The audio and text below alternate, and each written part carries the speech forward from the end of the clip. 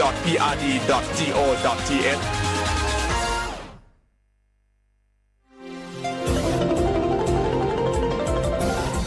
วิทยุแห่งประเทศไทยให้ความรู้คู่ความสุข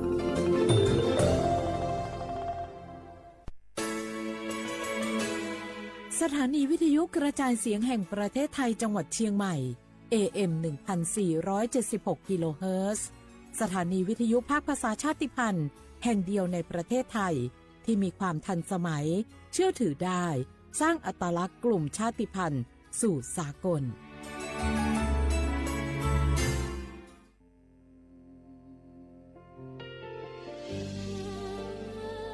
พระเสด็จสู่แดนสวงไทยทั้งปวงน้อมสำนึกในพระมหากรุณาธิคุณตราบนิรันดร์ข้าพระพุทธเจ้าข้าราชการและเจ้าหน้าที่สถานีวิทยุกระจายเสียงแห่งประเทศไทยจังหวัดเชียงใหม่กรมประชาสัมพันธ์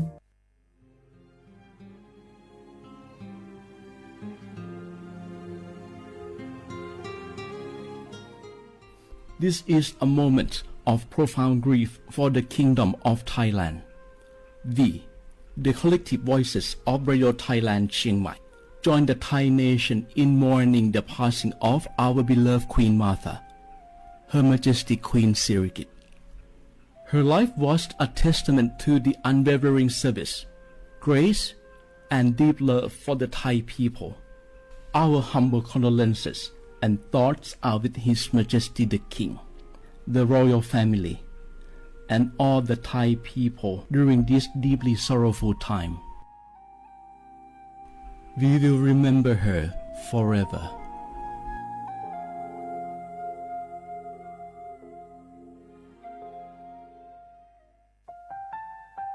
วานูลิซูชี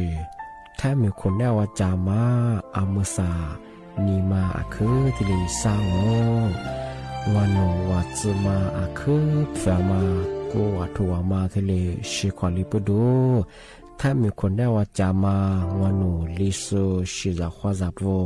อามาคือตาโหเลเลที่ลีนีมาจาจานีมาที่ลีซาจางโง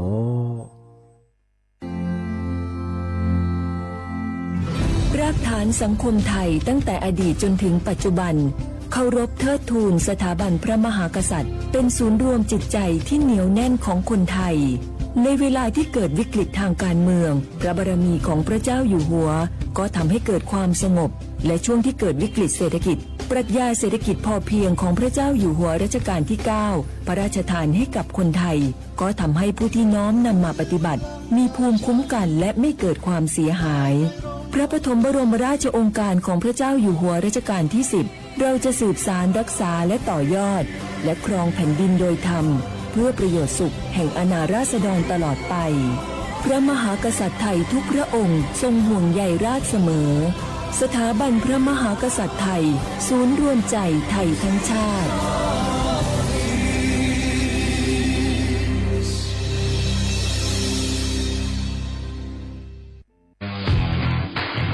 รัฐบาลไทยประกาศสงครามสแกมเมอร์รัฐบาลจึงได้ประกาศสงครามกับสแกมเมอร์ในฐานะที่สแกมเมอร์เป็นวาระแห่งชาติและในวันนี้ผมก็ได้ใช้โอกาสนี้มารายงานความคืบหน้าและเน้นย้ำถึงสิ่งที่เราต้องร่วมกันทำต่อไปรัฐบาลได้จัดตั้งคณะกรรมการอำนวยการป้องกันและปราบปรามอาชญากรรมทางเทคโนโลยีขึ้นมาโดยมีผมเป็นประธานด้วยตนเองเพื่อให้ทุกหน่วยงานทำงานไปในทิศทางเดียวกันเราได้มีการลงนามบันทึกความเข้าใจระหว่าง 15 หน่วยงานหลักทั้งภาครัฐและภาคเอกชนตลอดจนสถาบันการเงินเพื่ออุดช่องโหว่ทางการเงินและตัดเส้นทางเงินของกระบวนการอาชญากรรมเหล่านี้ให้สิ้นซากรวมพลังคนไทยต้านภัยสแกมเมอร์นายอนุทินชาญวีรกูลนายกรัฐมนตรี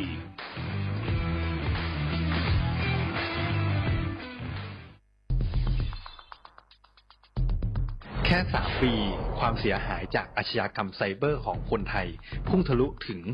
94,000 ล้านบาทหรือเฉลี่ยปีละ 30,000 ล้านบาททุก1ชั่วโมงเราเสียเงินกว่า 3.4 ล้านบาทให้กับมิจฉาชีพออนไลน์โจรไม่เห็นใจคนอาชีพไหนอายุเท่าไหร่ สถานะทางการเงินแบบใดหมอพ่อค้านักธุรกิจนักเรียนแม่บ้านข้าราชการเกษียณทุกคนตกเป็นเหยื่อได้เสมอและวันหนึ่งอาจเป็นคุณหรือคนที่คุณรักเพราะจุดอ่อนร่วมของเหยื่อคือความเร่งรีบขาดสติหรือแม้แต่บางครั้งก็เกิดความโลภจนเกินไปอย่าปล่อยให้การกดคลิกเดียวลิงก์เดียวทำให้โจรยิ้มกว้างวันนี้ถึงเวลาแล้วที่คนไทยทุกคนจะต้องร่วมมือกันสร้างภูมิคุ้มกันอาชญากรรมไซเบอร์ช่วยกันหยุดก่อนที่ภัยไซเบอร์จะทำให้คนที่คุณรักและตัวคุณเองกลายเป็นเหยื่อ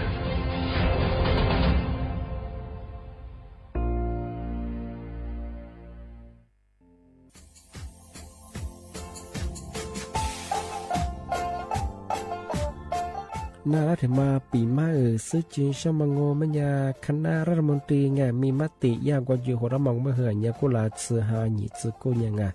ยิ่งโคยิ่งตัวเฮียสดซื้อฉีกว่าย่าไปรับมองมาเฮอแก้ไขปัญหาไงสถานะอาทิยาเฮอสัญชาติไงเอาถ้าเหมือนคนเนี้ยว่าจะส่งไงอธิบายที่ยากกฎหมายถือว่าไปรับมองมาเฮอไงมาตราที่17ไงแห่งพระราชบัญญัติคนเข้าเมืองไงพอสองมันอยากให้ญี่ปุ่นอยากให้หนีตัวเนี่ยหนีซื้อหนีกวางไงเท่าว่าถ้าเหมือนคนเนี้ยว่าจุฬาโซอาทิยาเฮอมือซ่าจางโง่เป็นยังไงอาทิยาว่ามีทะเบียนประวัติเฮอถูกต้องอยู่ไงอธิบายว่าสารว่ายื่นขอสถานะไงคนต่างด้าวเข้าเมืองโดยชอบด้วยกฎหมายที่ดียินหน้าบดงาที่ยทยากฎหมายถือว่าบรรดามันเป็นไงมาตราที่7ทวีไงแห่งพระราชบัญญัติไงสัญชาติยึดขวงว่าไปเฮอพศยังไง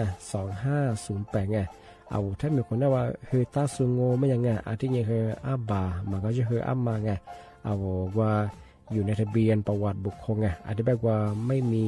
สถานะทางทะเบียนมาจุบะเฮาสามารถยื่นขอสัญชาติไทยที่กรุงเทพมหานครยื่นที่สำนักบริหารการทะเบียนกรมการปกครองอธิบายเราส่วนต่างจังหวัดจากสุบะเฮาว่ายื่นต่อในอำเภอตานภูมิลำนาปีขวานนแล้วก็จะบอกว่าอำเภอยี่ที่ยื่นชองยื่นเวลางูมันยากว่าเวลาใช้การยาขนาดถี่เนี่ยข้อนี้นวันยังไงอธิบายเฮนี่มีกับพวกข้อนี้คือ那遐撮下儿子姑娘个一个儿子我遐撮子过过子后头里又从他们比嘛是就下我小话的。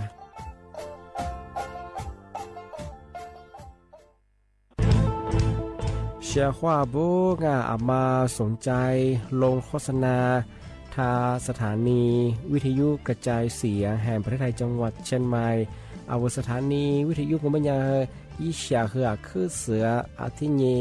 ยี่สัญญาณว่าคือหุยยาคือยิบเป้งเที่ยวพื้นที่จังหวัดเชียงใหม่ยังอาทิปัญญามาสนใจลงโฆษณาช่องของปัญญาติดต่อที่สวท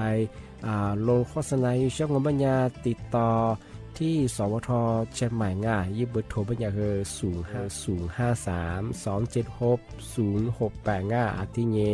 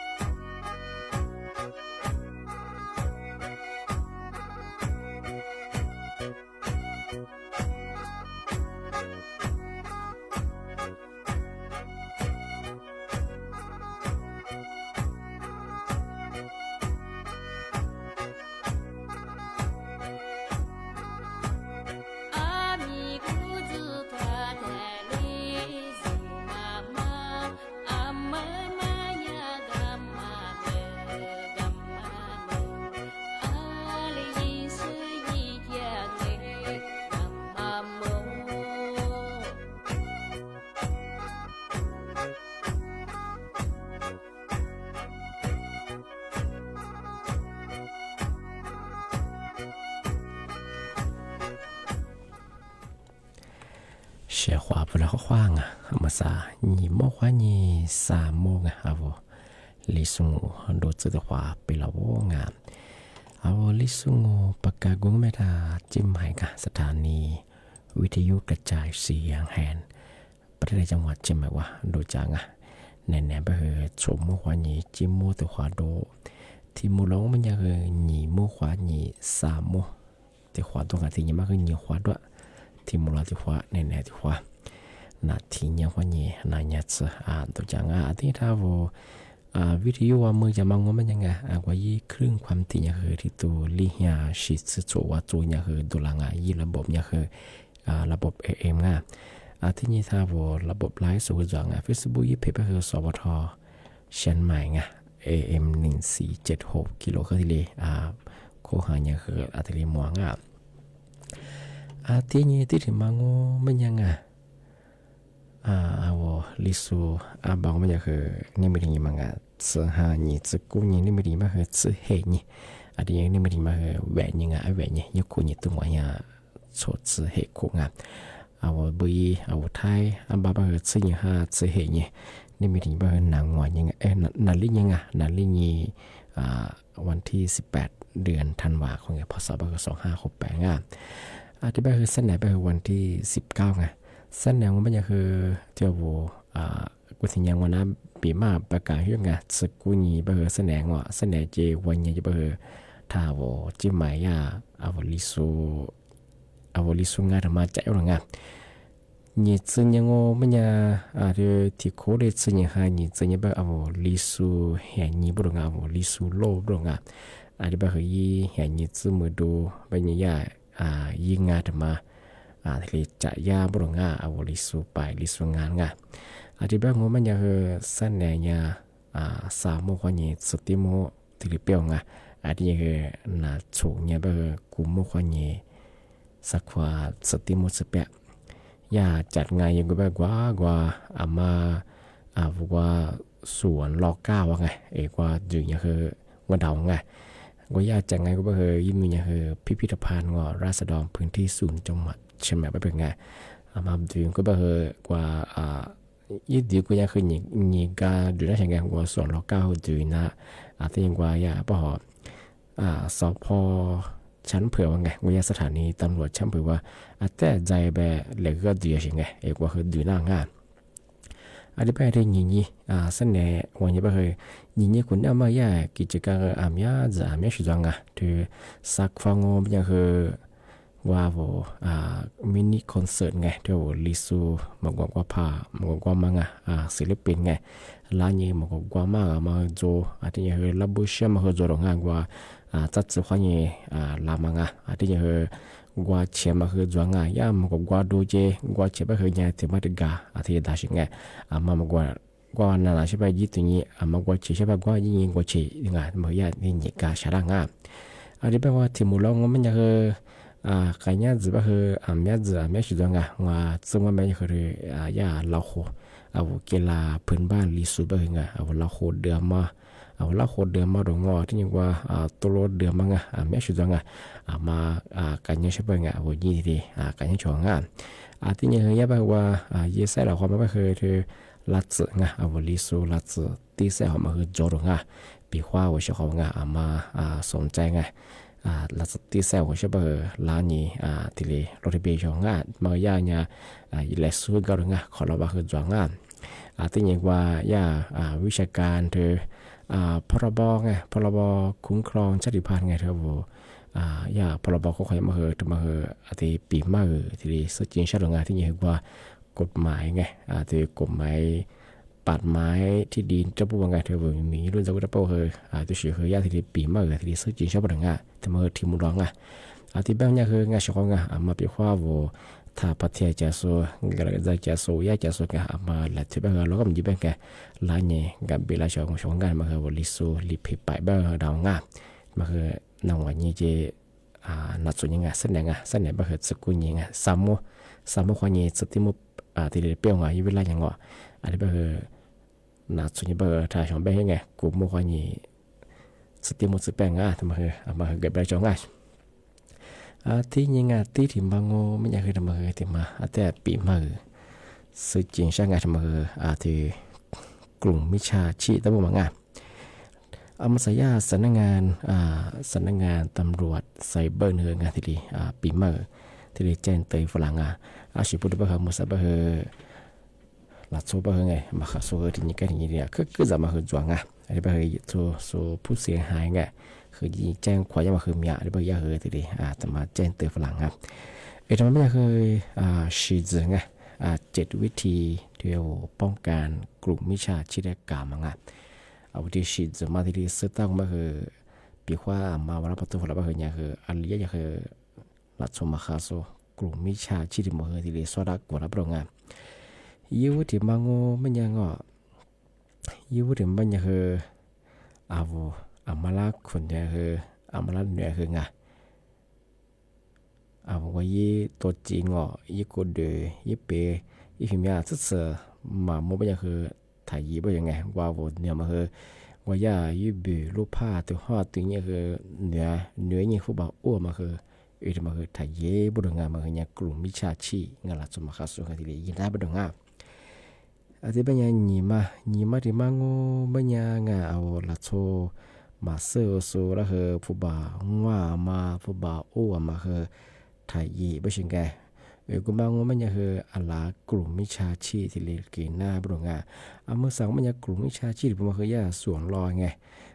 งานยันสุดแพ้กูมาทำไปยังคือว่าโทรอะไรนี่ผู้บอกว่ามาคือโจงเมื่อสัปดาห์ย่าใช้ระบบ AI ที่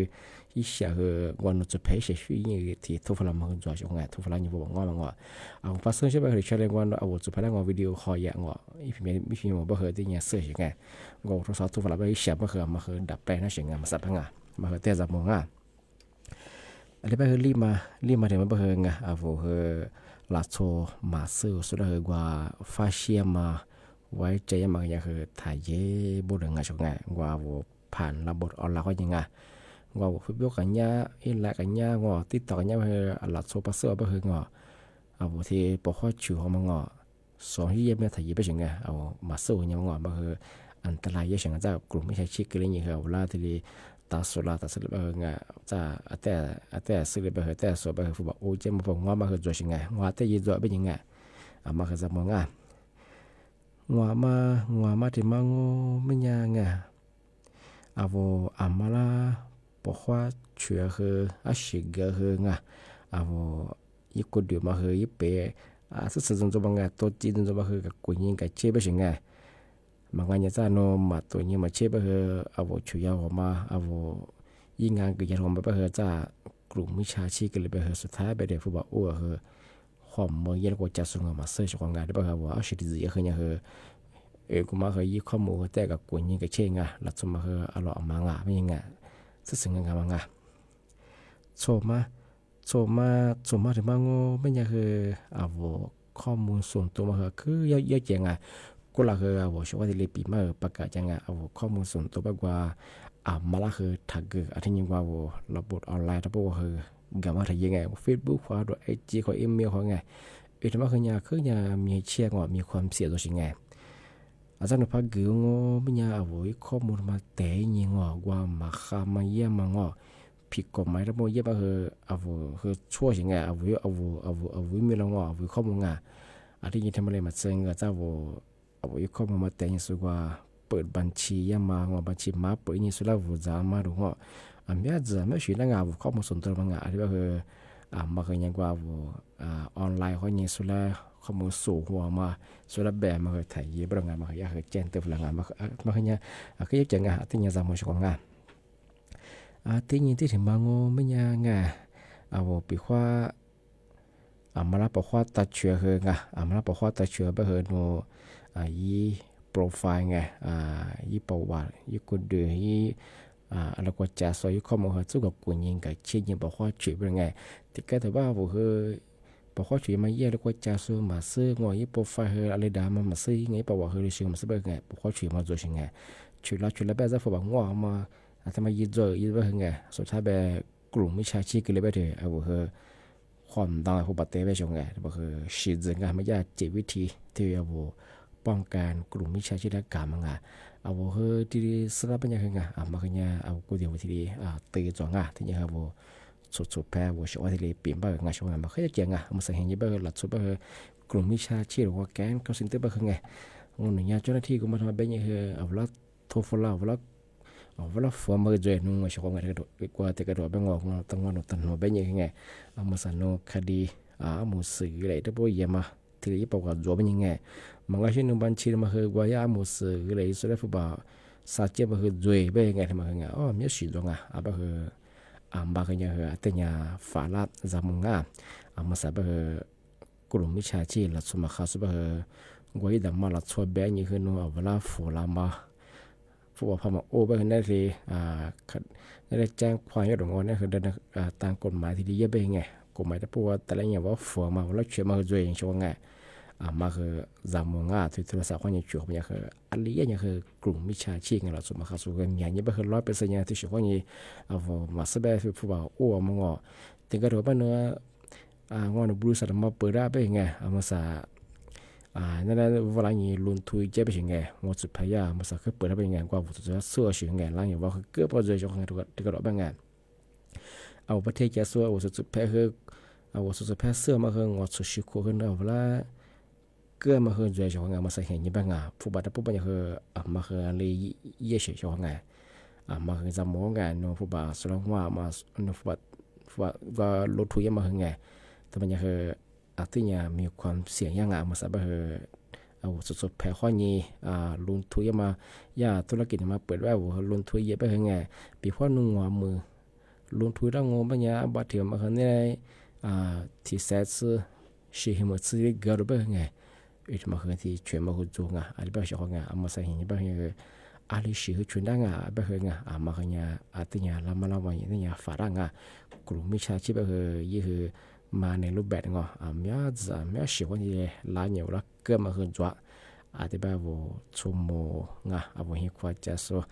มาที่เลยปีมากมาใส่เห็นแบบรัฐบาลอยากที่แกนสแกนเมอร์แล้วที่เรียกขึ้นกันยากขึ้นกันสุดยอดยังไง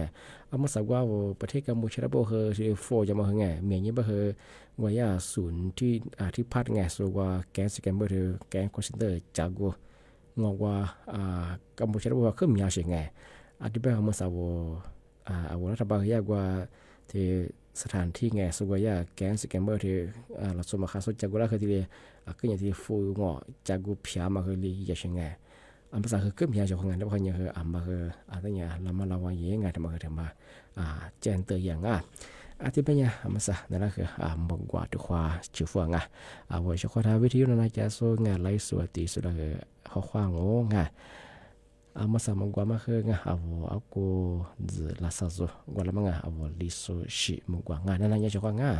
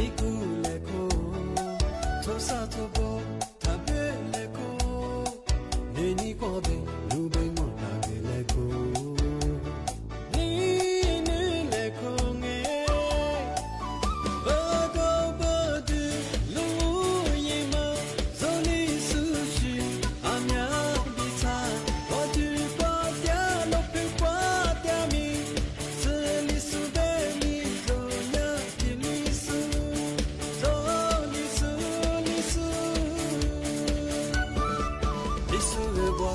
zo kwa ta se le phe ko se mi ja je le li su ka mi zo sa phu ta le li su shi be ge zo chi tu le zo cho chi te zo ni de le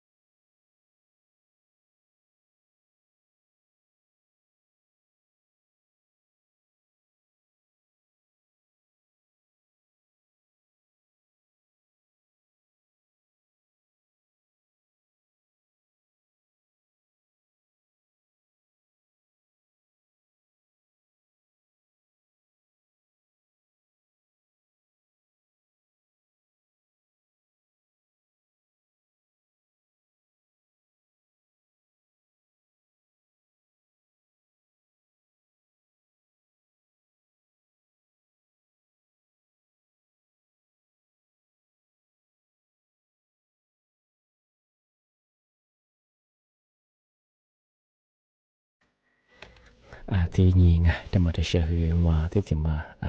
ปีมือที่สื่อจีนชาว่าชอบทั้งมาสั่งว่ามันยาเอาถ้าแม้ว่ามือคือแต่ปองว่าชายแดนกัมพูชาเจเอาไทยยังมาสั่งที่ขึ้นอย่างโฟจะมาจ่วยชอบที่แบบมันยังมาสั่งเอารัฐบาลแบบยังไงเอาปีว่าเอารับชาไงเอาถ้ามือว่าเอารับชาพยองไม่คือไงเอารับชาเนี่ยอะไรอย่างเงี้ยเอาทหารเราคือทีเดียชื่อเรามันยังไงมาคือบอกว่า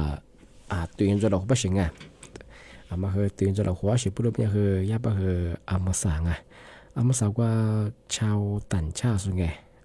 ชาวต่างชาติส่วนเอาถ้าเป็นคนนี้เดี๋ยวนี้นักข่าวที่เรียนแบงค์อย่างคือสายสื่องเอาทหารทั้งปวงย่าอันนี้จะมาทหารกว่าใต้จะมาคือที่ไล่ยังกับตุยลางที่เรียนราชมาคือตัวสิงไงอันนี้เป็นอย่างคือปีว่าทหารราชจำว่าเป็นยังไงประเทศชาติเหนือเป็นยังคือมาคือตะโหอะไรดีตุยจะหลอกเป็นยังไงปีว่าคนต่างชาติไงก็มาใส่สินห้องมาพูดต้องสงสัยเป็นคือปีว่านูยี่กุลิพมองมันยังไงโทรแจ้งยังไงเบอร์โทรเป็นยังคือ1374ไงที่ยังคือ191คือโทรนั่งยิงเบอร์โทรได้ใช่ไหมไง1374ไงที่ยังคือ191ไงปีว่าชาวต่างชาติโซงเนี่ยป้าได้แบบจะโซเอาท่านบอกเนี่ยดูแล้วยังคือว่าใส่สื่อชื่อไงพระหมอมันยังคือพระสงสัยยังคือมีที่โทรแจ้งใช่ไหมไงภาษามันยังคือว่าญาติคือทำมาอย่างว่าข่าวมันยังคือสุดว่าญาติกับมุชาคือว่าสุชาวต่างชาติสุดแล้วกูนี่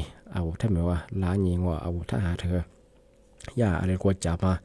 ย่าเลยกว่าให้ลิจับมากันที่ล้านกับตุยลองว่าที่ยี่ส่งพิกัดเยอะมาคือที่ชิวโจลงอาจจะว่าท่านไม่สวมมาคือแต่คนละที่ตุยจะหลอกบ้างปีว่าว่ากูเดินมาพุทธกูเดินมาที่สงสัยอะไรบ้างปีว่าถ้าอยากไปช่วยที่ประดับเป็นยังไงคือ191ไงมันคือมันก็คือ1374คือที่โทรยี่ที่แจ้งจังงานมันย่าที่มาคือทำมาเตือนฝรั่งอธิบายว่ามันยังที่ถึงมองไม่มาสายาสำนักงานกรมอุตุนิยมวิทยาเทมีตะบัวกุญยิโซแต่ยังสุดแบบคือมาสาสุภาพเหนือว่าคืองานบางพื้นที่อย่างคือนึกไม่กับพวกว่าอย่างคือขึ้นยายาบริงานกว่ายี่อุณหภูมิอย่างคือขึ้นยาลงอย่างบางอธิบายว่าเจ้าของงานบางพื้นที่คือปัจจัยอย่างคืองานมาคุเดียวมาดูแลสุขภาพมาคุเดียวมากว่าชื่อคือปัจจัยพระเจ้าหลวงกุฎก็มีหลายเลยว่าคืออาจจะน่าเราที่ยังมาสับเสันเนื้อคือน่าเชื่อแค่วันใจเนื้อมาหึมยาที่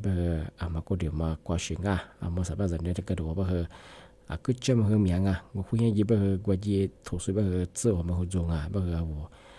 เป็นความพมาคันเลยมีคุยยังขึ้นกับกุญยิงกับตัวยังทำมาเจนเตยยังที่เป็นยังนี่มีถึงรอกันนะปีมามาที่เรียนจอยสั้นในโฉมมัวยี่เจมวังตัวขวาหมดแล้วขวาชวดาวิดีโอน่าจะส่งไลฟ์สดที่สุดข้อความงงชวดาคือบุญงสวัสดีครับ